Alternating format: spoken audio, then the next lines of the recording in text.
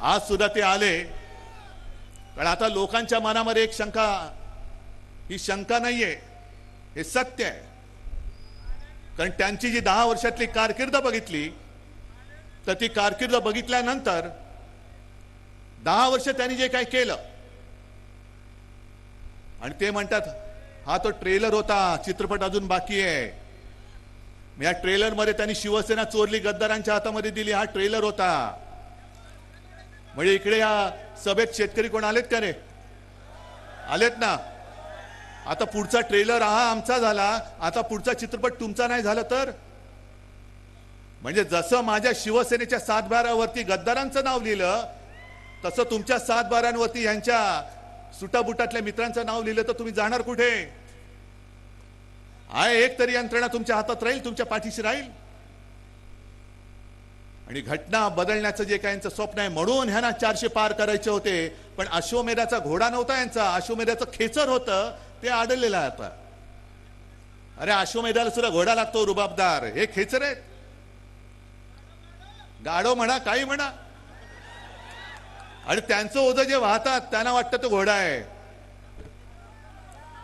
आणि यांना घटना का बदलायची? यांना घटना का बदलायची?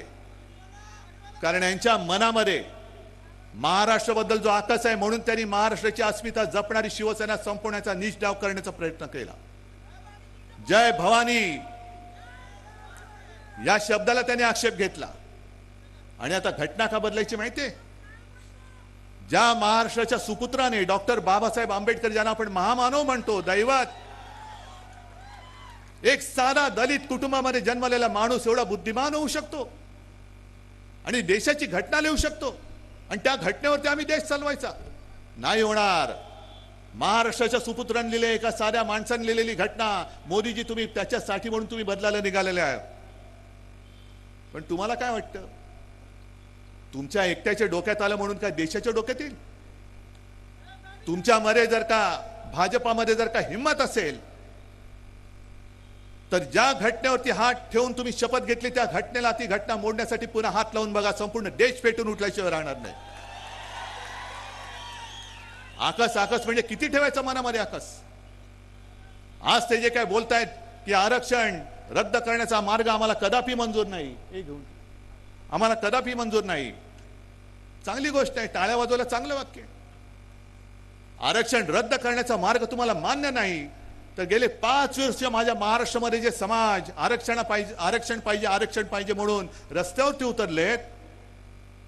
सुशील कुमारजी, मला वाटतं कदाचित या सोलापूरमध्ये अटलजींची सभा झाली होती, आणि त्या अटलजींनी वचन दिलं होतं धनगर समाजाला, बरोबर आहे ना, की माझं सरकार आल्यानंतर मी तुम्हाला आरक्षण देईन. पंढरपूरला दिलं होतं विठ्ठलाच्या साक्षीने. किती खोटं बोलायचं? अहो, विठ्ठलाच्या साक्षीने दिलेलं वचन तुम्ही, अटलजींची वर्ष गेली, यांची 10 वर्ष गेली, मध्ये माझा मराठा समाज उभा राहिला, पण आरक्षण द्यायला तयार नाहीत. आणि आरक्षणाला आम्ही धक्का लावणार नाही. मग द्यायचं होतं ना आरक्षण, आणि संपूर्णपणे हे आरक्षण देणं, 50% वरती जाऊन आरक्षण देणं, हे लोकसभेच्या हातामध्ये. मी वारंवार सांगितलेलं आहे, ज्याप्रमाणे त्यांनी दिल्ली सरकारचे, दिल्ली म्हणजे केजरीवाल सरकारचे अधिकार कोर्टाने त्यांना दिल्यानंतरही तत्काळ लोकसभेमध्ये बहुमताच्या, 5वी बहुमताच्या जोरावरती तो निर्णय बदलला आणि दिल्ली सरकारचे, केजरीवाल सरकारचे अधिकार काढून घेऊन स्वतःच्या हातात घेतले. तसे माझ्या आरक्षणाच्या बाबतीचा निर्णय मोदीजी तुम्ही आजपर्यंत लोकसभेत का घेतला नाही, हे उद्याच्या सभेत आम्हाला सांगा. सांगा आम्हाला उद्याच्या सभेत. आरक्षण काढणं आम्हाला मंजूर नाही. अहो, आरक्षण काढण्याची हिंमत करून दाखवा तुम्ही. लोकांच्या मनामध्ये जी भीती आहे ती हीच भीती आहे की हे घटना बदलायला निघालेत. आरक्षणाचं, आमच्या न्याय हक्काचं काय होणार?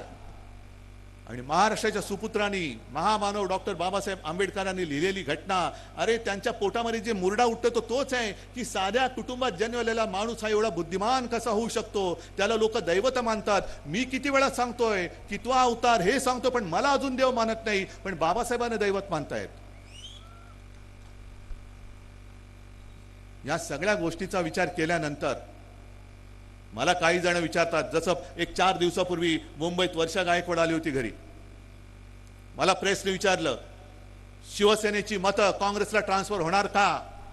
म्हटलं का नाही होणार? कारण काँग्रेसच्या हातामध्ये आज मशाल आहे. त्याच्यामुळे हातामध्ये मशाल घेऊन आम्ही विजयाची तुतारी फुंकणार आहोत. काय प्रॉब्लेम आहे तुम्हाला? काय अडचण काय? भाजपा म्हणजे ब्रह्मदेव नाहीये. भाजपा म्हणेल तेच हिंदुत्व, भाजपा म्हणेल तोच देशप्रेमी, आणि भाजपच्या विरुद्ध बोलेल तो देशद्रोही. हे नाही, हे ब्रह्मदेव नाही आहात तुम्ही. आणि पुन्हा एकदा सांगतो मोदीजी, तुम्ही आम्हाला जे नकली म्हणून हिणवत आहात, नकली शिवसेना म्हणाला, मी परत सांगतो, नकली बोलायला ती तुमची डिग्री नाही आहे, ही असली शिवसेना आहे. आणि या शिवसेनेचा दणका काय असतो तो तुम्हाला 4 जूनला महाराष्ट्राच्या मतपेट्या उघडल्यानंतर कळेल.